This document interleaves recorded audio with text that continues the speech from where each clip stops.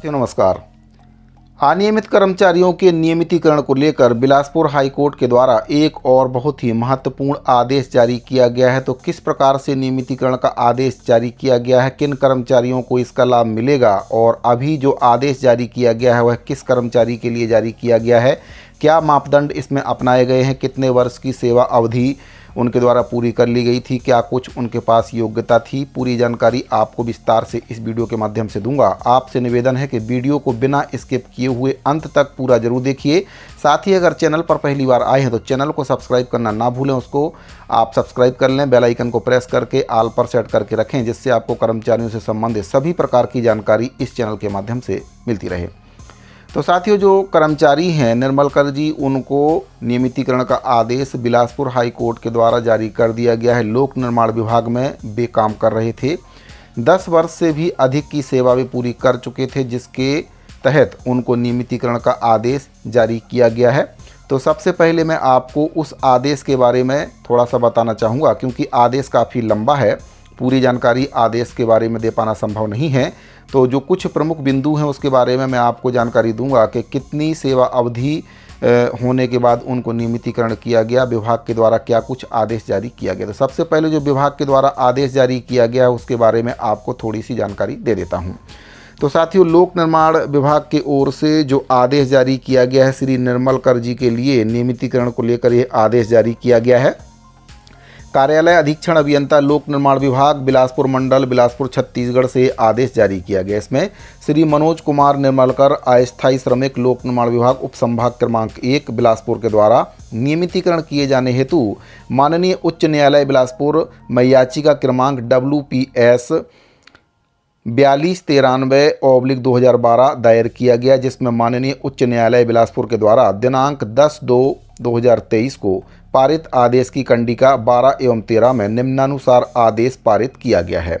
इसमें कहा गया कि उक्त पारित आदेश दिनांक 10/2/2023 के अनुसार याचिकाकर्ता श्री मनोज कुमार निर्मलकर का विभाग में कार्यरत दिनांक 28/1/2002 यानी कि 28/1/2002 से इनके काम की गणना की गई है को मान्य करते हुए शासन के परिपत्र दिनांक 5/3/2008 के अनुसार 10 वर्ष की सेवा अवधि पूर्ण होने के दिनांक 28/1/2012 यानी कि 28/1/2012 को इनकी सेवा 10 वर्ष पूरी हो चुकी थी से नियमितीकरण का लाभ दिए जाने हेतु आदेश पारित किया गया है। तो जिन कर्मचारियों की सेवा 10 वर्ष पूरी हो चुकी है वे नियमितीकरण के पात्र हैं, ऐसा बिलासपुर हाई कोर्ट के द्वारा आदेश दिया गया है। और भी कर्मचारी हैं जो कई प्रकार से अनियमित के तौर पर काम कर रहे हैं, अगर उनकी भी 10 वर्ष की सेवा पूरी हो चुकी है तो वे भी बिलासपुर हाई कोर्ट में रिट याचिका दायर कर सकते हैं। उक्त पारित आदेश के संबंध में श्री विक्रम शर्मा उप शासकीय अधिवक्ता कार्यालय महाधिवक्ता छत्तीसगढ़ बिलासपुर के पत्र क्रमांक AGCG BSP 2023/9009 दिनांक 19/9/2023 के द्वारा उक्त पारित आदेश दिनांक 10/2/2023 के विरुद्ध माननीय उच्च न्यायालय बिलासपुर के समक्ष रिट अपील प्रस्तुत करने हेतु सलाह दिया गया। तत्पश्चात छत्तीसगढ़ शासन लोक निर्माण विभाग मंत्रालय महानदी भवन नया रायपुर अटल नगर के आदेश क्रमांक दिनांक 13/10/2023 के द्वारा माननीय उच्च न्यायालय बिलासपुर के युगल पीठ के समक्ष रिट अपील प्रस्तुत करते हुए कार्यपालन अभियंता लोक निर्माण विभाग संभाग क्रमांक 1 बिलासपुर को प्रभारी अधिकारी नियुक्त किया गया। शासन की ओर प्रस्तुत रिट अपील क्रमांक 477/2023 में माननीय उच्च न्यायालय बिलासपुर द्वारा दिनांक 23/11/2023 को पारित आदेश की कंडिका 7, 8 एवं 9 में निम्नानुसार आदेश पारित किया गया है। तो साथियों, जो निर्मलकर जी हैं उनको नियमितीकरण का लाभ मिल चुका है। बिलासपुर हाई कोर्ट के द्वारा उनके लिए नियमितीकरण का आदेश जारी कर दिया गया है। दिनांक 5/3/2008 के आदेश में दिए गए बिंदुओं को आधार मानकर 10 वर्ष की सेवा जो कि 2002 से 2012 तक उनकी गणना की गई है, उसके बाद श्री मनोज निर्मलकर जी को नियमितीकरण का लाभ सांख्येतर पद में देने का निर्णय बिलासपुर हाई कोर्ट के द्वारा दिया गया है। साथ ही उसमें मैं बताना चाहूँगा कि बिलासपुर में लोक निर्माण विभाग में पदस्थ श्री निर्मलकर जी से मिलकर भी आप इसकी जानकारी ले सकते हैं। उनके अधिवक्ता का नाम, मोबाइल नंबर और भी कई प्रकार की जानकारी, किस प्रकार से उनके द्वारा जो रिट याचिका है दायर की गई, कौन से वकील थे और क्या आधार उनके द्वारा बनाया गया। साथियों, मैं आपको यहाँ पर ये बताना चाहूँगा कि जो निर्मलकर जी हैं उनके पास किसी भी प्रकार का कोई भी नियुक्ति पत्र नहीं था, इसके बावजूद भी उनको नियमितीकरण का लाभ दिया गया है।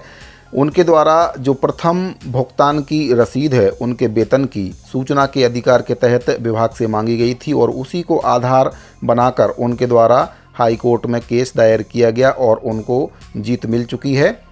आपको मैं यहाँ पर बताना चाहूँगा कि निर्मल कर जी 1997 से काम कर रहे थे। सूचना के अधिकार में जानकारी सन 2000 से मिली थी और उसके बावजूद उनको 2002 से 2012 तक की जो अवधि है उसको आधार मानकर कुल 10 वर्ष की सेवा की गणना करते हुए उनको नियमितीकरण का आदेश दिया गया है। यह नियमितीकरण का आदेश अन्य विभाग, निगम मंडल, आयोग, बोर्ड के उन सभी बैकडोर एंट्री कर्मचारियों को मिल सकता है जिनके पास सूचना के अधिकार से प्रथम वेतन भुगतान की दस्तावेज और वर्तमान माह और 10 वर्ष जिनका पूरा हो चुका है उस अवधि का दस्तावेज, वेतन प्राप्त करने की सत्य प्रतिलिपि अगर उनके पास है तो वे भी जाकर कोर्ट में जो रिट याचिका है वह दायर कर सकते हैं। बैकडोर एंट्री 10 वर्ष वाले सभी विभाग के साथी जो हैं वह निर्मल कर जी के आदेश को आधार मानकर नियमितीकरण करने की मांग वकील के माध्यम से कर सकते हैं। तो साथियों, जो निर्मल कर जी थे उनके द्वारा रिट याचिका लगाई गई थी, 10 वर्ष की सेवा उनके द्वारा पूरी कर ली गई थी, लेकिन विभाग के द्वारा उनको नियमितीकरण नहीं किया गया था। उनके पास कोई भी एविडेंस नहीं था, ना ही उनके पास कोई नियुक्ति पत्र था। जब उनके द्वारा याचिका लगाने की प्रोसेस शुरू की गई तो वकील के द्वारा उनसे विभाग से जो प्रथम भुगतान की रसीद है उसको मांगा गया। उसके बाद उनके द्वारा सूचना के अधिकार नियम के तहत विभाग से प्रथम वेतन भुगतान की रसीद मांगी गई जो कि उनको विभाग के द्वारा उपलब्ध करा दी गई। इसके बाद उनके द्वारा रिट याचिका दायर की गई और उनकी जो सेवा थी उसको 10 वर्ष की सेवा को आधार मानकर विभाग के द्वारा उनको नियमितीकरण का आदेश जारी कर दिया गया है हाई कोर्ट के निर्देश पर। तो अगर आप भी लोक निर्माण विभाग के अंतर्गत काम कर रहे हैं, दैनिक श्रमिक के रूप में काम कर रहे हैं, अगर आपके पास कोई भी नियुक्ति पत्र नहीं है, आपकी सेवा 10 वर्ष पूरी हो चुकी है, तो सूचना के अधिकार के तहत आप भी प्रथम वेतन भुगतान की रसीद विभाग से प्राप्त कर सकते हैं और उसको आधार मानकर आप कोर्ट में रिट याचिका दायर कर सकते हैं। और अगर आपको ज़्यादा जानकारी चाहिए तो श्री निर्मल कर जी से आप संपर्क कर सकते हैं।